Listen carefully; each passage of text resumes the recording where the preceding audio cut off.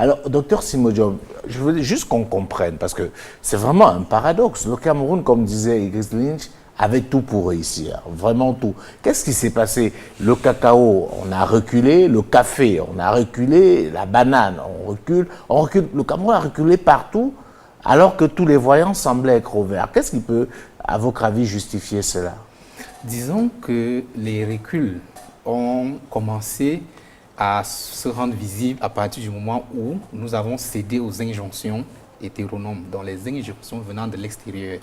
Parce que vous voyez, de façon étymologique, le café et le cacao ne font pas partie de notre culture africaine. C'est une culture d'exportation. Mais nous y avons excellé. Nous avions des coopératives partout dans le pays. Et les planteurs se regroupaient, ils vendaient leur café, ils conservaient leur récolte et tout. Nous avons excellé dans la production du cacao. Donc dès à partir du moment où nous avons choisi cette agriculture, cette économie de rente, il y avait déjà un gros problème. Parce que votre économie ne peut être soutenable que lorsque vous satisfaisez votre marché intérieur. D'abord, donc nous avons commencé dès le départ à produire ce qui allait être consommé ailleurs et naturellement à acheter ailleurs ce dont nous avions besoin. Donc ça, c'était déjà un handicap. Voilà pourquoi lorsque le prix du cacao et du café chute de façon drastique sur le marché international, cela entraîne une grande crise. Et depuis cette première crise jusqu'à la crise de 2015, nous sommes une économie vulnérable parce que nous sommes toujours exposés à la fluctuation du marché mondial. Rien ne se décide chez nous. Or, nous avons des cultures comme le manioc, nous avons des cultures comme la patate. Les cultures vivrières, nous pouvons faire notre pain de farine, de blé, de manioc et de patate avec ce que nous cultivons chez nous. Mais nous n'avons jamais pris ces choix. Donc, tant que cela sera le cas, tant que nous nous définirons comme une économie extravertie, nous serons toujours fragiles et notre précarité sera constante. Donc, je crois que c'est des arbitrages difficiles, professeur, parce que ce que je crois, il y a ce qu'on appelle la théorie des avantages comparatifs. Par exemple, vous, votre avantage comparatif, c'est la somme de connaissances que vous avez. Mais ces connaissances ne vous servent à rien à vous-même. Ces connaissances ne peuvent être utiles pour vous que si vous les vendez à nous, que nous nous en abreuvions et que nous vous payions finalement pour pouvoir y accéder. Et je pense que le Cameroun, à un moment donné, avait un avantage comparatif en termes de climat qui permettait qu'on puisse développer ces cultures. Moi, je pense pour ma part que ça reste le mode de gestion. Surtout qu'il n'y a pas, pour mettre de l'eau dans vos moulins, surtout qu'il n'y a pas antagonisme. Pour moi, fondamentalement, bien sûr. Rien n'empêche de faire de la culture de rente et de faire une culture pour la consommation et l'utilisation locale. Et en plus, Jules, malgré l'occupation des superficies pour la culture du cacao, du café et de la banane, vous avez raison, que nous ne consommons pas, vous avez totalement raison, je vous l'accorde, il reste encore une superficie de terre cultivable au Cameroun, particulièrement, et peut-être qu'on verra le cas de la RCA. Si on cumule à la RCA, qui est beaucoup plus grande que la France, la Belgique et la Suisse réunies, les terres cultivables, c'est-à-dire si on veut prendre les espaces cultivables dans ces zones-là. Mais le drame, effectivement, c'est que nous n'avons pas su être intelligents pour utiliser l'argent des ressources, comme le pétrole, plutôt que pour... Parce que je vais vous prendre un cas simple pour le Cameroun. Le Cameroun exporte, mettons, pour 800 milliards de pétrole chaque année.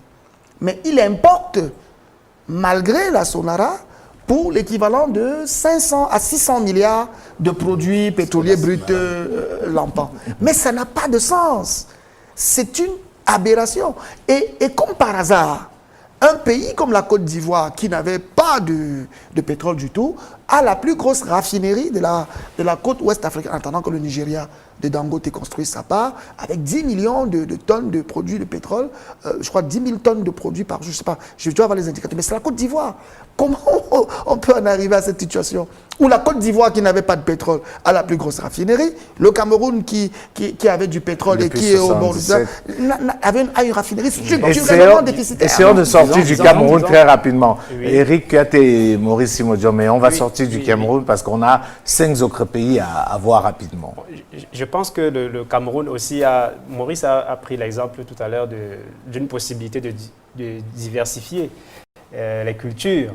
Parce qu'effectivement, je suis de son avis que les cultures de rente, le cacao, café, ne nous ont pas toujours fait du bien au Cameroun. On aurait pu se spécialiser aussi dans la culture, dans les cultures vivrières, qui sont très demandées, qui sont très demandées aussi bien sur le marché interne que le marché international. On avait Ça serait devenu de la rente, Eric. À partir du moment où tu vends sur le marché mondial, c'est de la rente. Je vais dire, il fallait commencer par les cultures vivrières pour assurer déjà l'autonomie et l'autosuffisance alimentaire à l'intérieur. Surtout que les produits On l'avait cultivés atteint, actuellement, l'autosuffisance. le cacao, le café, les prix ne sont pas fixés par nous. Et puis, ce qui est arrivé au Cameroun, je crois que c'est le même problème que rencontrent toutes les économies de la sous-région Afrique centrale qui produisent le pétrole. C'est qu'il n'y a pas une intégration véritable des industries extractives dans le reste de l'économie. Absolument. Lorsque vous regardez, il y a quand même, les industries extractives n'ont pas un effet d'entraînement sur les autres secteurs de l'économie. Oui, c'est clair. On a quand même quelques effets. Lorsque le pétrole est bien produit, on l'a vu il y a une semaine sur le cas de la Norvège, il y a un effet induit déjà sur l'infrastructure de transport. Oui, c'est vrai. Lorsque vous produisez le pétrole, on s'attend à ce qu'il y ait un développement des routes, des infrastructures de transport maritime, aérien, etc. En Afrique centrale, cet effet ne joue pas. Il y a l'effet sur l'augmentation de la masse salariale, aussi bien dans le secteur pétrolier que dans les autres secteurs de l'économie. En Afrique centrale, cet effet ne joue pas. On a au Cameroun un secteur pétrolier, on ne sait pas trop combien de personnes sont employées dans ce secteur. On a des chiffres de la SNH, les salaires de la SNH qui sont parfois des salaires fantômes. On ne sait pas comment ils sont repartis. On a ceux de la CSPH. On ne sait pas comment ces salaires sont repartis. La CSPH, c'est le secteur pétrolier aval. Ils ne sont pas en amont. Ils ne sont pas en amont, mais ils font partie. Non, ils sont vraiment au niveau de l'aval, c'est-à-dire de la gestion des produits transformés. En fait, ce que je vais démontrer, c'est que l'effet sur les salaires n'a pas joué en Afrique, au Cameroun et en Afrique centrale de façon générale. Il y a un effet sur les investissements, les possibilités d'investissement que le secteur pétrolier vous offre, que les industries extractives vous offrent, les investissements dans d'autres secteurs. Lorsque vous regardez le Cameroun, on a eu plutôt une désindustrialisation du Cameroun. Tout à l'heure, vous avez pris les exemples de ce qu'on appelle les éléphants blancs. On avait quand même à une certaine époque la pile camo Cameroun. On avait la Semerie, des grandes entreprises. La Soderim, la Scan. Jules, pour sortir un peu de là. S'il te plaît, tu ne pas de finir. Après, on les a appelés éléphants blancs parce que la crise est venue les ravager. Mais on s'attendait quand même à ce qu'à la découverte du pétrole ou bien la vente du pétrole accélère plutôt l'industrialisation du Cameroun, mais on est entré dans une phase de désindustrialisation. Aujourd'hui, on nous parle des grandes réalisations comme si on n'avait jamais eu cela au Cameroun, et bien évidemment, le Cameroun a été industrialisé. Donc, il y a cet effet, les possibilités d'investissement qui ne jouent pas. Il y a un dernier effet sur l'équipement même des exploitations minières, des industries extractives. Le Cameroun est encore dépendant de l'extérieur pour l'exploration pétrolière, pour l'extraction, pour le transport, etc. Lorsque vous arrivez dans la zone de Côte-Co, où le pétrole, à Kribi, où le pétrole est produit, il n'y a pas de gigantesques équipements qui permettent véritablement d'assurer une véritable production. Et puis, vous voyez 4 effets qui ne jouent pas dans un pays qui produit le pétrole pendant plus de 40 ans. Et on peut comprendre pourquoi est-ce que vraiment très brièvement, et puis on va sortir. Je vais rapidement ajouter 2 ou 3 trucs. Je suis d'accord avec Eric, c'est-à-dire que le Cameroun n'avait pas besoin du pétrole, nous avions le cacao qui faisait le job.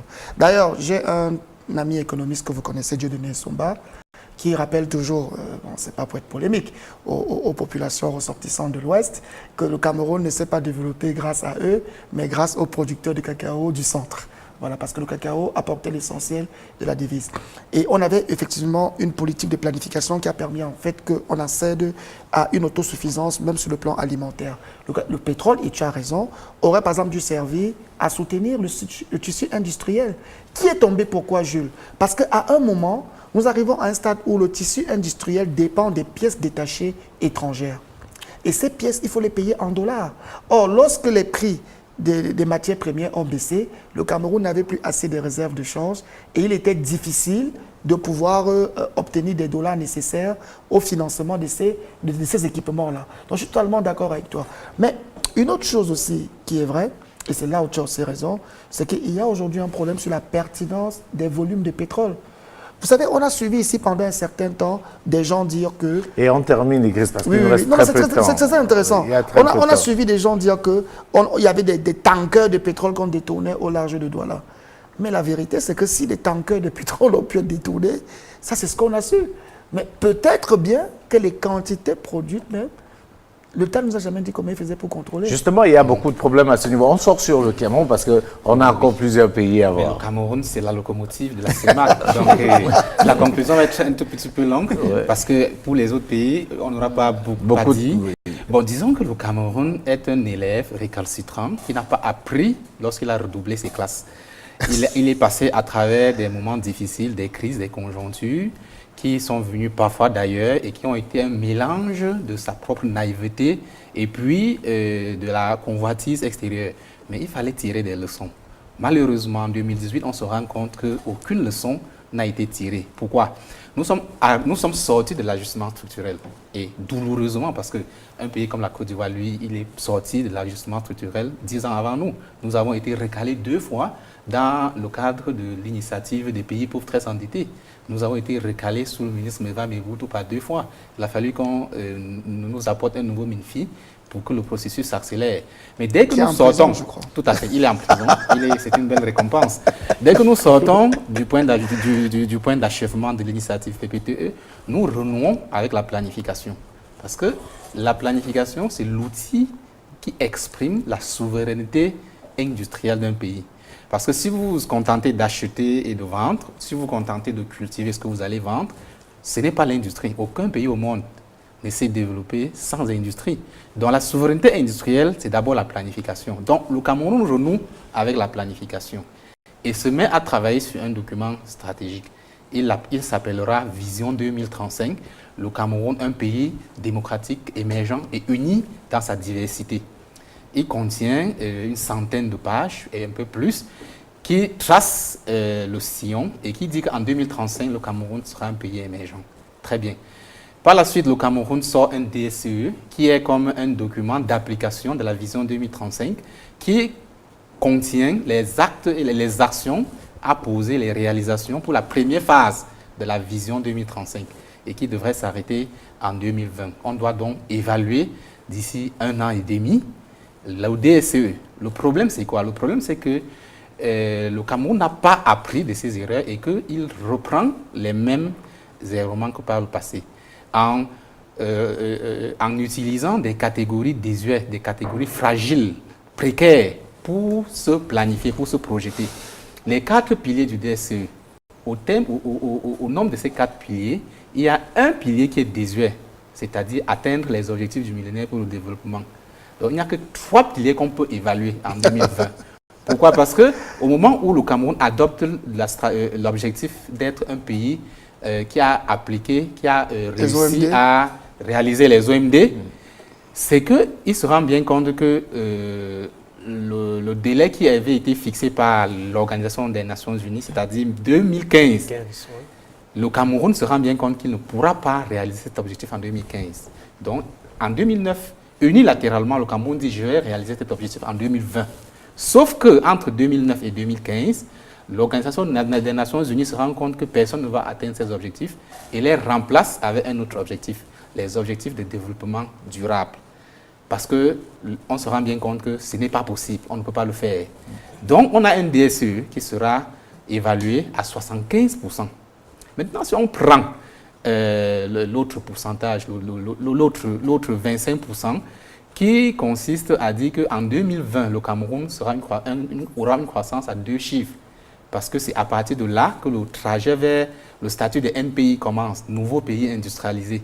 Si on tient compte du fait qu'en 2020, nous n'aurons pas un taux de croissance à 2 chiffres, on aura un DSE qui aura échoué à 50%.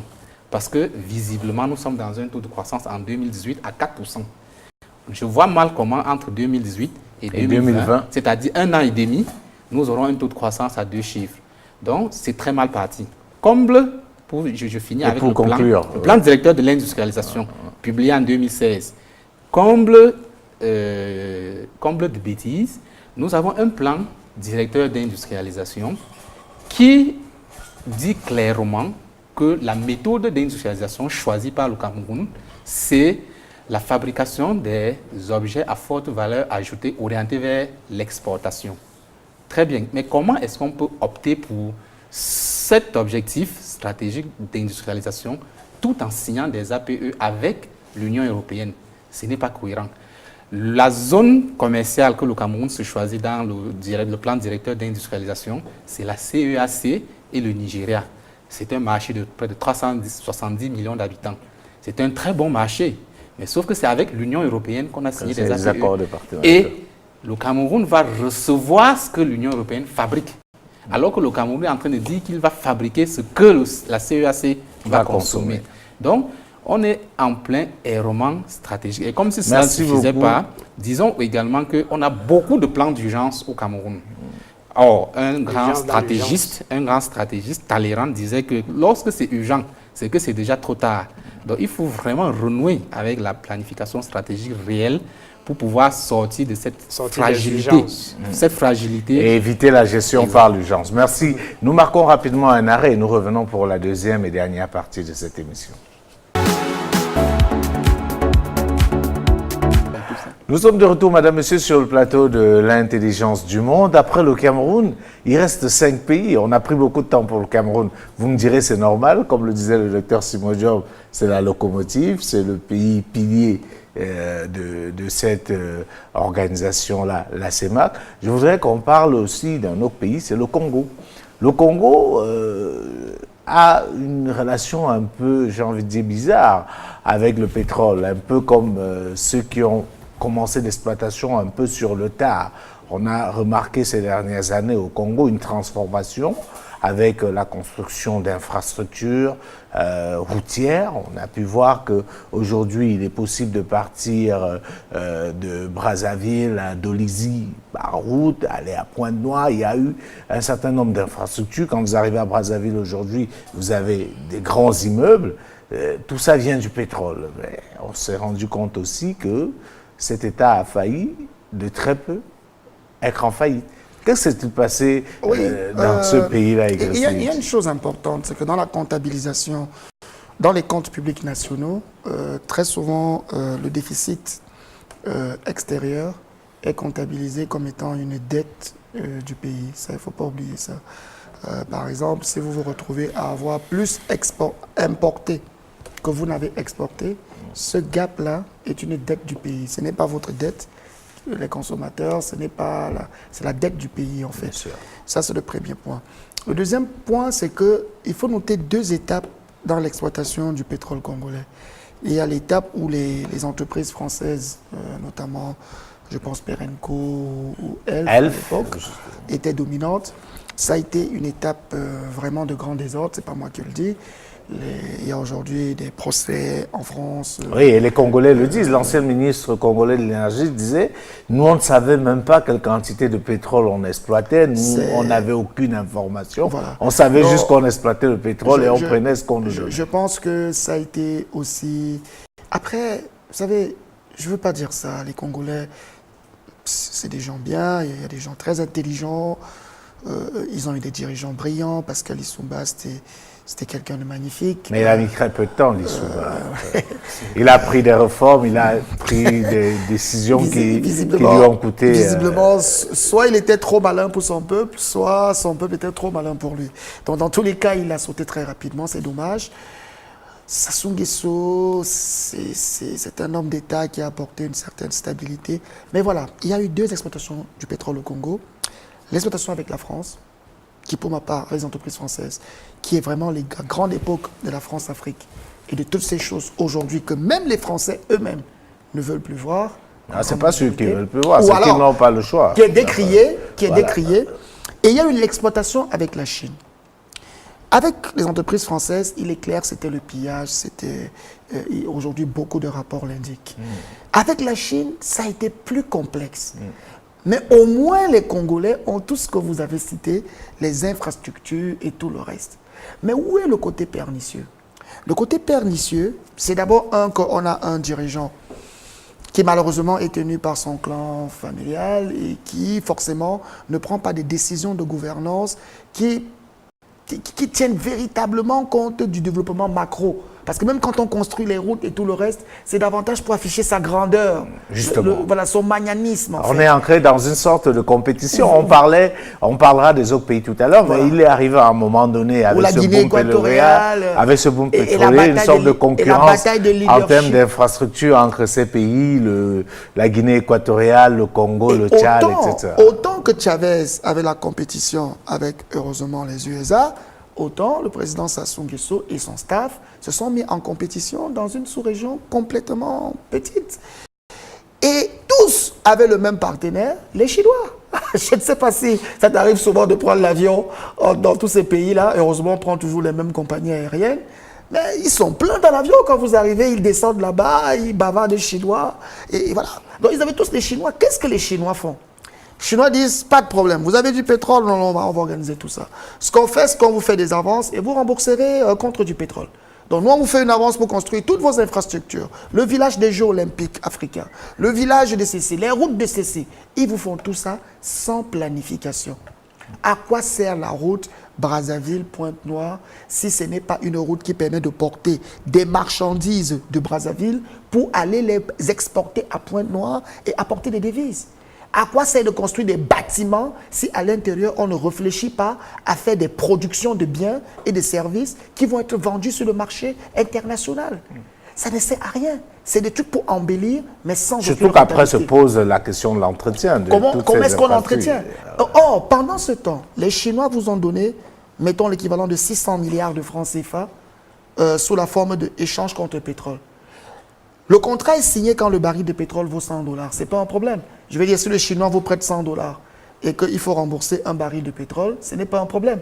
Mais lorsque le baril de pétrole descend à 25 $, vous comprenez très bien que vous ne rembourserez plus un baril de pétrole au Chinois, mais pour remplacer les 100 $, vous allez plutôt lui rembourser Presque 4 quatre barils de pétrole. Ça fait donc aujourd'hui, et c'est aussi ça qui arrive au Tchad, la production globale de pétrole du Congo est sous hypothèque des contrats qu'ils ont signés avec des Chinois. Et dans le même temps, le gouvernement congolais avait pris des prêts chez d'autres, avait accepté des financements de la part aussi de certains groupes comme Glencore et tout le reste. Donc, on en arrive donc à un stade où le pays est surendetté, doit maintenir ses infrastructures, n'a pas mis des bases de production et est géré par une espèce. Et malheureusement, l'économie n'est pas diversifiée. Eric, un mot sur le Congo rapidement et on va passer à un autre pays. Oui, le Congo est un cas typique de l'exploitation pétrolière à des fins relativement personnelles. Parce que c'est vrai que les autres pays ne sont pas très différents, mais pour le Congo, c'est quand même assez particulier. Parce que n'oublions pas que le président Sassou Nguesso est arrivé au pouvoir par un coup d'État en 1979. Il est reparti, après il est revenu au pouvoir. Et immédiatement, le pétrole a été perçu par cette élite, par le président, par ce leader central, comme étant un facteur pour assurer sa propre longévité. Parce que quand il revient au pouvoir, il plonge le pays dans une certaine gabegie et un certain gaspillage de la ressource pétrolière, où on voit une élite comprador qui roule dans des véhicules de près de 100 millions. Vous avez noté les rapports incestueux avec la compagnie Shell, etc., et les compagnies internationales. Et certains analystes ont même dû dire que Sassou est revenu au pouvoir pour remettre l'argent du pétrole à ceux qui l'ont aidé à revenir au pouvoir. Donc vous voyez cette contrainte. Il faut alimenter cette bureaucratie occidentale et il faut également alimenter des groupes criminels internes pour qu'ils te laissent tranquille, qui permettent de sauvegarder ton pouvoir. Et c'est ce qui se passe. Or, une fois que vous avez alimenté cette criminalité, ces gangs, ces groupes de bandits à l'intérieur, vous vous écartez des objectifs de développement, de la politique sociale, ce qui fait en sorte qu'une bonne partie de la population congolaise sombre encore dans la pauvreté aujourd'hui. Le chômage est écrasant dans ce pays, alors que le pays est assis sur d'importantes ressources et qui produit le pétrole. Un pays d'ailleurs d'à peine quelques millions d'habitants qui ne parvient pas à s'en sortir véritablement sur... je pense que la corruption est un cas typique du syndrome hollandais qui est appliqué. Un autre pays qui a fait également parler ces dernières années, c'est la Guinée équatoriale. Alors, on a tous vu la transformation de la Guinée équatoriale. On a tous été impressionnés, et j'ai même envie de dire admiratifs, de voir comment ce pays qui, il y a quelques années, était un grand village, est devenu un pays modernisé entre Bata et Malabo, Mengomo, des transformations. Il y a carrément une nouvelle ville qui a été créée, une deuxième ville, Malabodos, comme ils disent là-bas. Qu'est-ce qu'on peut dire pour la Guinée équatoriale? Certains ont pensé qu'ils avaient eu l'avantage de commencer l'exploitation très tard, dont ils auraient pu profiter des erreurs des autres pour mieux faire. C'est la balle du shérif. Elle a été loupée. Il n'y avait qu'une seule occasion. Je ne serais pas pessimiste ni fataliste, mais je pense que la Guinée équatoriale a raté l'unique occasion qu'elle avait de s'inscrire dans l'histoire. Parce qu'avec la manne pétrolière, c'était vraiment une manne. Parce que la Guinée équatoriale ne s'y attendait pas. Elle avait jusqu'en 1994 une tradition de pays agricoles avec des exploitations cacaoyères qui ne donnaient pas une production très importante, mais le pays en vivait et le pays aurait pu développer cette production cacaoyère. Donc à partir de 1994, il y a cette manne qui arrive et tout de suite, l'idée qu'il faut faire, c'est des infrastructures. C'est les infrastructures. Il faut construire des routes, construire des bâtiments, des immeubles, des villes. Mais sauf que la révolution de la pierre n'est pas facile à effectuer. C'est tellement basique de faire la révolution de la pierre. Construire, il suffit d'avoir des liquidités. C'est très simple, on construit.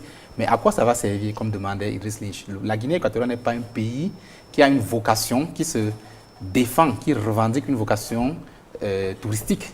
Parce que lorsque vous avez une vocation touristique, les infrastructures accueillent des touristes et puis cela vous rapporte des devises. Ouais. Ce n'est pas le cas.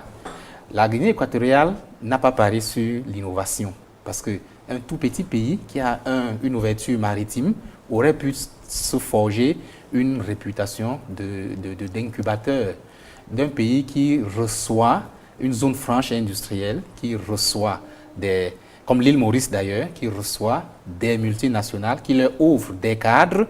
Tous ces bâtiments auraient pu être des incubateurs pour des multinationales qui viennent trouver sur place une zone franche, qui produisent à des coûts compétitifs et qui exportent. Cela aurait créé des emplois en Guinée équatoriale.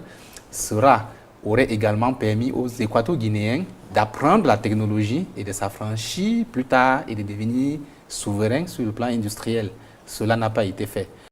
Maintenant, l'éducation même à proprement parler, on aurait pu utiliser cette manne pour modifier la mentalité et les croyances des Équato-Guinéens afin de les armer contre l'adversité et la convoitise internationale. Parce que je le redis encore, lorsque vous avez des ressources stratégiques, attendez-vous à être l'objet de la guerre. Oui, oui. Donc, au contraire, l'élite dirigeante a plutôt estimé que pour se reproduire au pouvoir, il fallait maintenir le peuple dans une relative ignorance. Ce qui explique que le secteur de l'éducation n'a pas reçu une attention particulière de la part des dirigeants. Donc, aujourd'hui encore, nous disons, il y a des plans qui disent le PND pour la diversification de l'économie en Guinée équatoriale, mais le plus important aujourd'hui, c'est de reconnaître qu'il y a eu des gaffes et qu'il faut tout recommencer à zéro, notamment au niveau de l'éducation. C'est là que ça va commencer, à mon avis. Et c'est un cas intéressant parce qu'ils avaient refusé le FMI et la Banque mondiale. Et je crois qu'ils sont progressivement en train de retourner au FMI parce que leurs créanciers sont en train de leur mettre la pression. Et naturellement, comme je l'ai dit, c'est le FMI, que nous n'aimons pas tous, qui va aller s'interposer et dire, patientez un peu, ils ont raté la balle du shérif, comme tu as dit.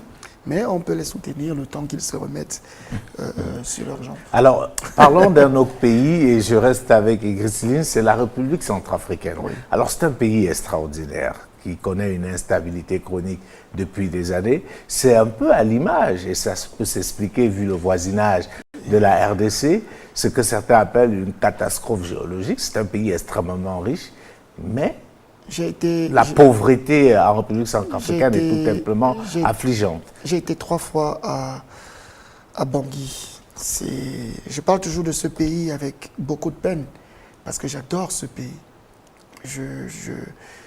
C'est le véritable potentiel. J'ai discuté avec un expert une fois lors d'une conférence économique l'année dernière à Bangui, qui disait que si la Centrafrique parvenait à exprimer son potentiel, la CEAC risque d'englober jusqu'au Soudan en termes de valeur ajoutée, en termes d'impact de valeur ajoutée. Quand vous atterrissez, je crois que tu as atterri une fois à Bangui, vous survolez l'Ubangui en avion pendant pratiquement 12 à 15-20 minutes. On est là à 300-400 km/h. Donc vous pouvez imaginer la distance de bord de fleuve que vous survolez sans une seule culture. Une seule culture, vous ne voyez pas. Or, ils ont des terres fertiles énormes. Mais qu'est-ce qui s'est passé? Je pense que la Centrafrique est le cas typique de l'échec de la colonisation française. Ça, on ne va pas dire les choses de manière différente. Les Français y avaient trouvé un vivier. D'ailleurs, il y a des reportages. Lorsqu'on parle de l'ancien président, c'était Bokassa, qui était devenu un empereur, je pense. Et il jouait le golf. Et qui a dû dépenser le quart du budget centrafricain pour se faire introniser empereur. Bon, voilà. Mais ce gars, il jouait le golf avec les dirigeants français. La France, aujourd'hui, doit pouvoir refaire son introspection et se dire, j'ai contribué à tuer ce pays. Et le drame est venu le jour... Mais est-ce que c'est la préoccupation de la France? J'ai envie de dire... Non, c'est-à-dire... Dans la colonisation, la France est dans son rôle. Elle n'avait pas pour intérêt d'aider la Centrafrique. Elle voulait se servir les Équato-Guinéens sont essentiellement des peuples d'éleveurs et de cultivateurs. Mais à un moment, on leur dit, il y a le diamant. Et le diamant crée un système de repartition. Vous voulez parler des Centrafricains? La Centrafrique, oui. Ouais. On leur dit, il y a le diamant. Parce que la Centrafrique a eu beaucoup de diamants. Ouais. Je pense que c'est même toujours le cas. Mais quand on vous parle de la quantité de diamants sortis de ce pays de manière illicite, vous avez mal au cœur. Vous n'arrivez pas à comprendre comment la Centrafrique n'a pas pu se développer. Parce que la Centrafrique... Mais ils ne peuvent pas. C'est le pays qui a 14 groupes armés, pour ceux qui sont identifiés. C'est le pays que tout le monde dit de ne pas y aller, mais vous voyez tout le monde là-bas. Tout le monde a installé un régime. Il n'y a pas que les Russes. Vous trouverez toutes les nationalités en République centrafricaine. Comme je dis, Jules, il n'y a pas une usine d'armes en Afrique subsaharienne hors Afrique du Sud. Il n'y en a pas. Comment les armes font pour arriver dans un pays enclavé? Ça ne peut pas être des Centrafricains qui ont fabriqué eux-mêmes ces armes. Quand vous voyez le volume des armes qu'on a dans ce pays, vous vous demandez comment c'est arrivé. La Centrafrique a été un peuple qui était naïf. C'est un peuple à qui on a présenté un modèle de réussite. Et par la suite, malheureusement, ils ont été vraiment la victime je suis d'accord avec toi sur ce plan, de l'impérialisme étranger. Parce qu'aujourd'hui, il est anormal que la Centrafrique, qui a autant de richesses, aussi bien forestières qu'en termes de terres agricoles, parce qu'en termes de terres agricoles, si on se met à cultiver en même en termes de ressources minières, parce que le pétrole aussi, la Centrafrique, on n'en parle pas assez, mais c'est un pays pétrolier. Et après, ils ont eu l'impression d'avoir des dirigeants totalement... C'est triste. Je crois que le nouveau Touadéra, je l'ai connu Premier ministre, c'était un monsieur assez modéré. Je pense qu'il essaye de faire ce qu'il peut. Oui, mais c'est très difficile. Moi, j'ai eu la chance d'échanger avec lui et tout, mais vous sentez quelqu'un qui est armé de très bonne volonté. C'est très difficile. La Centrafrique ne s'appartient pas. Je pense que le gros problème aujourd'hui de la Centrafrique, c'est qu'il n'y a même pas une once de souveraineté comme on pouvait voir dans certains autres pays. C'est un pays totalement extraverti où le chef de l'État lui-même est gardé par une armée étrangère. Pourquoi? Parce qu'il y a un problème de sécurité. Je vous dis encore, en Centrafrique, officiellement, 14 groupes armés. Le cas de la Centrafrique est vraiment le cas et peut-être tu as raison, parce que le Congo, à côté, connaît les mêmes... Peut-être la RDC, la RDC, je veux dire. On a un sujet consacré à la RDC. Parce que la RDC, rapidement, Eric... c'est le lieu aussi de dire, parce que l'objectif quand même de cette émission aussi, c'est d'éduquer les masses, afin que les Africains, la jeunesse africaine surtout, prennent véritablement ses responsabilités et travaillent, si ce n'est pour eux, mais pour les générations futures. Vous parlez de la Centrafrique. J'ai reçu il y a 2 jours exactement une image d'un ami qui était de passage à Bangui. Il m'a montré, il était à l'aéroport, il descendait de son avion. Il a pris cette photo. Au bas de la passerelle, vous voyez tous les passagers de l'avion. Je n'ai pas pu compter 4 Noirs. 4 Africains. 4 Africains, je veux dire. 4 Africains. Tous les passagers de l'avion. C'était des Occidentaux. C'était des Occidentaux, des expatriés. Pas forcément des Occidentaux. Il y avait des Occidentaux, il y avait des Asiatiques. Asiatiques, bien sûr. Et puis, je me suis posé la question. Pourtant, dans le discours, dans la fureur médiatique, C'est on nous parle d'un pays complètement délabré. abandonné. En fait, ce qui Mais s'est que passé, c'est viennent que... oui. chercher ces gens en Centrafrique? Les Centrafricains doivent donc comprendre que leur pays, c'est une mine d'or. Et prendre véritablement en charge la gestion de leur pays, prendre leurs responsabilités. Parce que le discours a eu autant d'impact, si bien que les Centrafricains eux-mêmes ont abandonné le pays. Mais Quand je vous arrivez, pense- parce que le gars l'a mis en question, me dit, il circule à Bangui, c'est des expatriés. Les Centrafricains fuient, ils viennent au Cameroun. ouais. Ils ont... Pourquoi est-ce que des gens abandonnent le pays? Mais je pense aussi que la CEMAC a aussi ailleurs. échoué parce que malheureusement, vous savez, moi je parle de la Centrafrique avec beaucoup de mal au cœur. C'est le siège de la CEMAC. Les gens ne le savent pas, c'est le siège de la commission de la CEMAC. C'est un peu comme les Nations Et Unies c'est à New York. envisagé C'est même un peu comme de Genève. délocaliser. Non, je crois qu'ils ont même Ils déjà veulent- délocalisé voilà. pour Libreville, je pense. Si c'est mes informations. Non, pour Malabo. Malabo. Voilà, si mes informations sont exactes. Mais les pays de la CEMAC et le Cameroun n'ont pas de responsabilité. Nous aurions pu utiliser la Centrafrique comme base arrière de développement industriel pour aller à la conquête du Nigeria, pour aller à la conquête de l'Angola, la grande CEAC, dont parle toujours le professeur Maurice Simodjom. C'est-à-dire que si les terres du Cameroun n'étaient plus suffisantes, nous aurions pu utiliser les prairies de Centrafrique et travailler avec les Centrafricains pour qu'on se détourne de l'or, qu'on crée une véritable richesse. Alors terminons rapidement avec un pays. Il reste normalement, on pourrait parler du Tchad et du Gabon, mais parlons du Gabon, Dr Simodjom, parce que là aussi, on parlait de la Centrafrique, on parlait du Congo.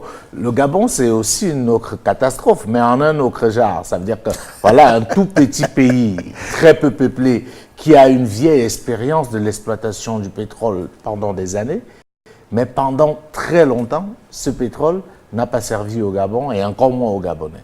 Le pétrole a servi à enrichir une famille et les ambitions d'un dirigeant qui estimait que sa vocation, c'est d'influencer la politique intérieure française.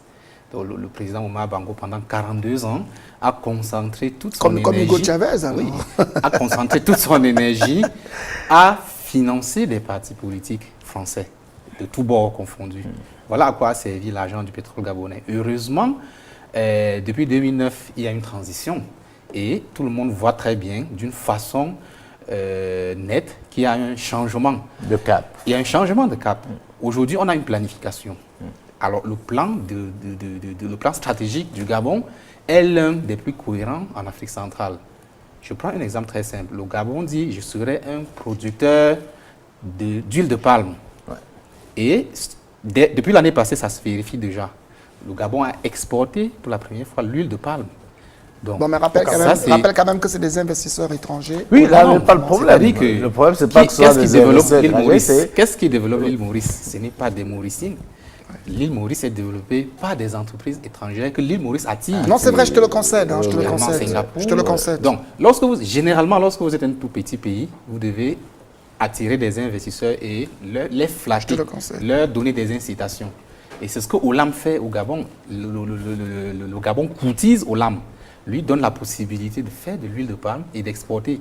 Donc, il y a un objectif clair, mesurable qu'on peut évaluer en termes d'agriculture, mais également en termes de Gabon vert, un pilier également stratégique du projet stratégique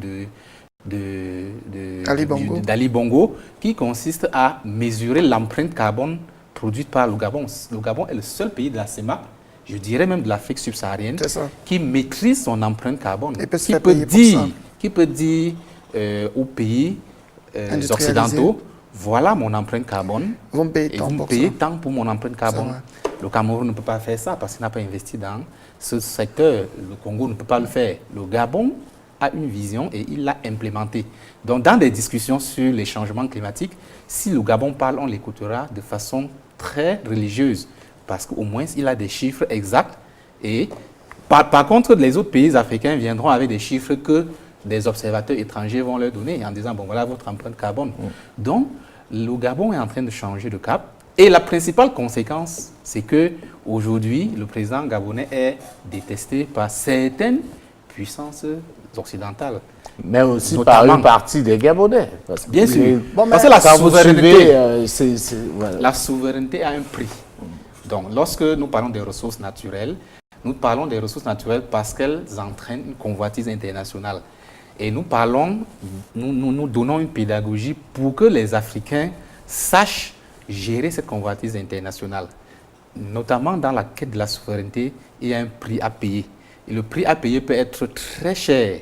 Et les Africains doivent savoir que le jour où, chaque fois qu'on saura qu'ils veulent être indépendants, la convoitise va se redoubler. Les vices, il y aura un tour de vis sur les ressources stratégiques. Donc aujourd'hui, il y a une certaine manipulation pour monter des Gabonais contre leurs leaders, mais il faut que les Gabonais sachent qu'il y a un changement et que la quête de la souveraineté doit être leur objectif et que cette souveraineté a un prix, ils doivent accepter de le payer. Non, non, Merci, il nous reste à peine 30 secondes. Je vous donne la parole à tous les deux pour conclure. Idriss d'abord et puis... Non, je crois qu'il ne faut pas non plus mettre trop de vernis sur le Gabon comme ça. Ali Bongo, c'est un excellent président. Enfin, je pense qu'il a apporté le changement. Mais il y a des choses qui n'ont pas changé dans la structure de la répartition des richesses au Gabon. Il y a aujourd'hui le fonds d'investissement appartenant à la famille Ali Bongo, qui est présent dans près de 34 sociétés les plus importantes, que ce soit dans la finance, notamment BGFI, l'assurance, les banques et tout le reste, qui continue d'apporter des dividendes à la famille. Et puis, je reconnais que le Gabon a été le premier exportateur de la CEMAC en 2017, avec pratiquement 5,9 milliards de millions. Ça veut dire que, puisqu'il nous reste pas assez de temps, il y a un changement. C'est pas parfait, tout n'est pas rose, mais il y a un changement de cap, un changement stratégique. Il ne faut pas fuir. Il y a une chose... Il nous reste plus du temps, c'est pas une fuite. Peut-être qu'on reviendra sur le Gabon. Peut-être qu'on aura l'occasion de revenir là-dessus. Éric, juste sur le cas du Gabon, il faut dire le président Ali Bongo prend des mesures parce qu'il arrive à une situation où il n'a plus de choix. Parce que le pétrole, Maurice vient de le dire, a été une véritable gabegie au Gabon. Il n'y a pas eu cet effet d'entraînement que je venais d'expliquer tout à l'heure. J'étais à Port-Gentil, j'ai pu témoigner à quel point ce pays dépendait du pétrole. Vous avez la petite ville de Port-Gentil, qui est la capitale économique du Gabon, qui ne vit que grâce au pétrole. J'ai fait 2 semaines à Port-Gentil et c'était au plus fort de la crise. Aucune activité ne tournait. Vous avez des gens qui travaillent sur la plateforme pétrolière qui ont été licenciés. J'ai dû emprunter un taxi où le conducteur me disait être un ancien salarié d'une compagnie pétrolière qui travaillait sur le site. Il a été libéré. Il a transformé sa voiture personnelle en taxi. La ville est complètement tétanisée. Les femmes qui vendent au marché ne vendaient plus rien. Et c'est à ce moment que vous comprenez que la dépendance peut être catastrophique pour un pays. La dépendance pétrolière peut être catastrophique pour un pays. Vous avez la ville, Port-Gentil et Libreville, qui ne sont pas reliées par une voie routière. Les seules voies de communication entre les deux villes, c'est la voie aérienne et la voie maritime. J'ai rencontré des Gabonais à Libreville qui me disent n'avoir jamais mis les pieds à Port-Gentil. Des Gabonais de 25-30 ans. Et parce que le billet d'avion n'est pas donné à n'importe qui. Il faut 90 000 allers-retours entre Libreville et Port-Gentil. Il faut 35 000 pour prendre le bateau entre Libreville et Port-Gentil. Donc je dis, Ali Bongo n'a pas de choix, il diversifie l'économie parce que s'il ne le fait pas, le Gabon va sombrer. Merci infiniment à tous les trois d'avoir accepté d'être encore une fois de plus sur ce plateau. Madame, monsieur, merci à vous d'avoir été une fois de plus au rendez-vous. Prenons rendez-vous la semaine prochaine pour une nouvelle édition. D'ici là, portez-vous bien. Bonsoir à tous.